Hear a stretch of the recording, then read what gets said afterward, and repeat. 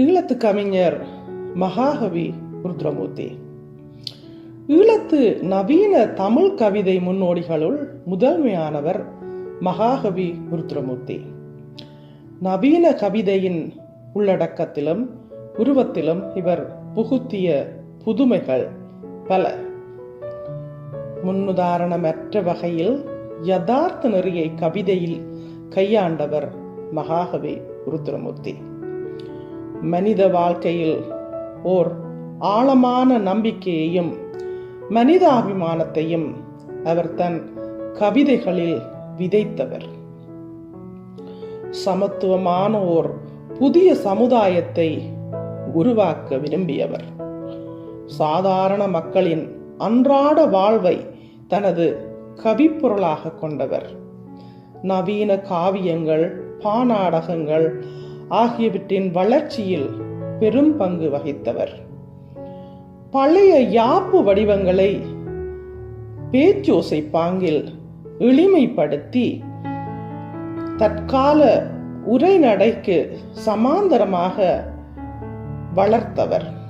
கிராமிய வழக்கு மொழியை கவிதையில் தாராளமாக கையாண்டவர்.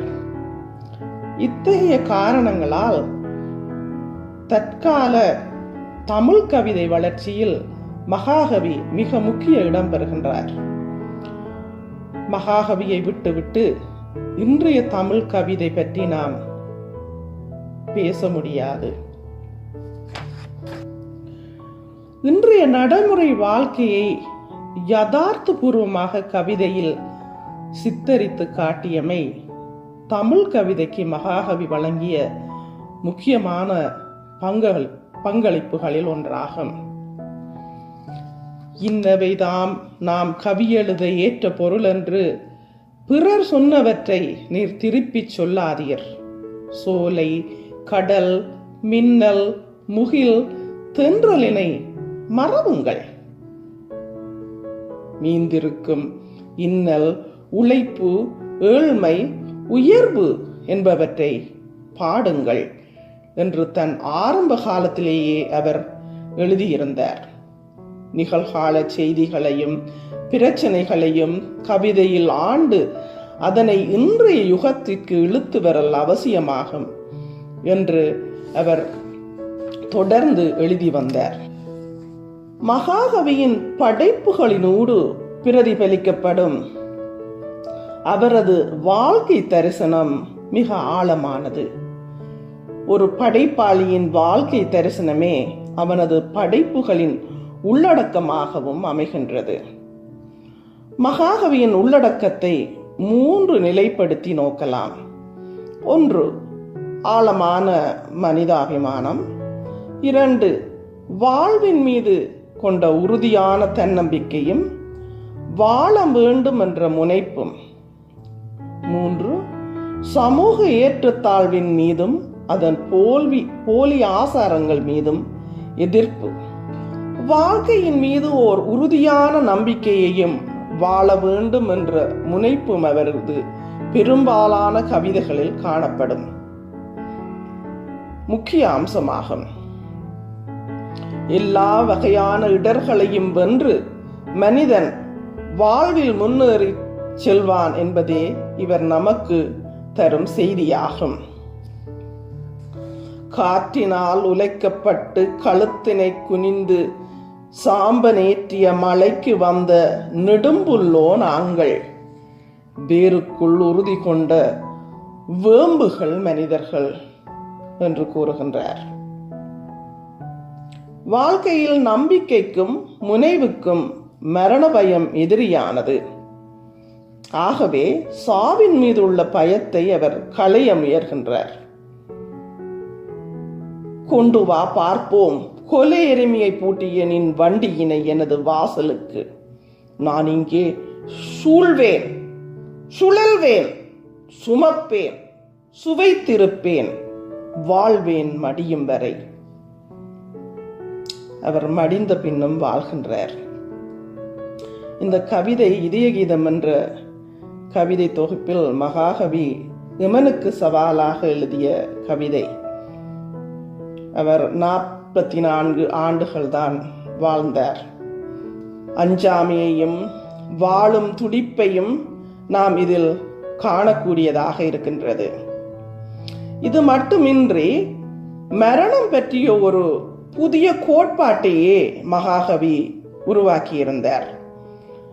மரணத்தோடு மனித வாழ்வு முடிந்து விடுவதில்லை, அவன் தன் சந்ததிகள் ஊடாக வளர்ந்து செல்கின்றான்.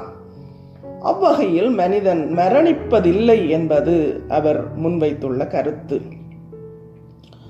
அன்று பிறந்து இன்று இறப்பது ஆயதென்று நம் மானுட வாழ்வுகான். அப்பனே மகனாகி வளர்ந்து உயிர் ஓய்தலற்று உயர்வு ஒன்றினை நாடலே உண்மை என்ற தத்துவத்தையே இவர் தனது ஒரு சாதாரண மனிதனின் சரித்திரம் என்ற காவியத்தில் வலியுறுத்தி இருக்கின்றார். யாப்புக்குள் இருந்து யாழ் மீட்டுபவன் என்ற ஒரு கவிதையில் முந்தைய நாள் யாப்பு முறை கஞ்சுகிறேன், என்னை முடமாக்கும் அத்தலையை சற்றே தளர்த்தி செந்தமிழ் கவி பாடத் தெரியுமோ என்றாள். ஆமென்றேன், ஓடி வந்தே என்னை அணைத்துக் கொண்டாள் என்று கூறுகிறார். பாடுங்களத்தான் என்ற கவிதையிலே விட்டு கொடுக்காத வெகு பழைய யாப்பு முறை தட்டி கொடுத்திடுமோ தமிழர்களின் கவியுணர்வை, கட்டுப்படுத்தாதுன் கவி உளத்தில் பட்டவற்றை கொட்டு என்று கற்பனை உலகில் வாழும் பல கவிஞர்களுக்கு அவர் இதை கூறியுள்ளார்.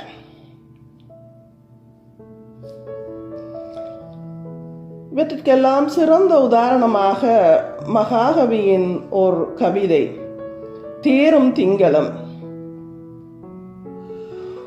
ஊரெல்லாம் கூடியோர் தேர் இழுக்கின்றதே, வாருங்கள் நாமும் பிடிப்போம் வடத்தை என்று வந்தான் ஒருவன். வயிற்றில் உலகத்தாய் நொந்து சுமந்து இங்கு 100 ஆண்டு வாழவதற்காய் பெற்ற மகனே அவனும். பெருந்தோளும் கைகளும் கண்ணில் ஒளியும் கவலையுடை உய்ய விளையும் உளமும் உடையவன்தான். வந்தான் அவன் ஒரு இளைஞன், மனிதன்தான். சிந்தனையா மாற்றச் சிறகுதைத்து வானத்தே முந்த நாள் ஏறி முழு நிலவை தொட்டுவிட்டு மீண்டவனின் தம்பி, மிகுந்த உழைப்பாளி. ஈண்டு நாம் யாரும் இசைத்தொன்றி நின்றிடுதல் வேண்டும் எனும் ஓர் இனிய விருப்போடு வந்தான் குனிந்து வணங்கி வடம் பிடிக்க. நில்லென்றான் ஒருவன், நிறுத்து ஒன்றான் மற்றொருவன். புல்லென்றான் ஒருவன், புலை என்றான் இன்னொருவன். குல்லென்றான் ஓர்வான், கொளுத்து என்றான் மற்றவன்.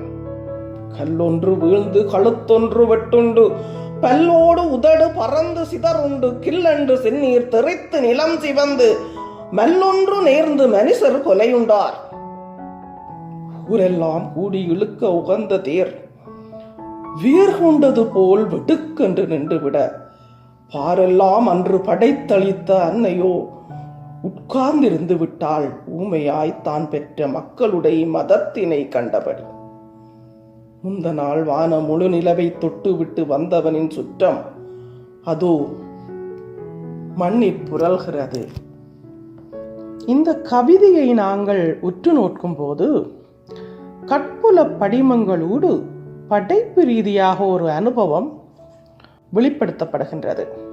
அது படைப்பு ரீதியாக ஒரு ஆழமான பாதிப்பை வாசகர்களின் உணர்வுகளுள் பாய்ச்சுகின்றது. கவிதையின் முதல் பகுதியிலேயே மனித இலட்சியம் பற்றிய ஒரு உன்னதமான படிமத்தை உருவாக்குகின்றார் மகாகவி.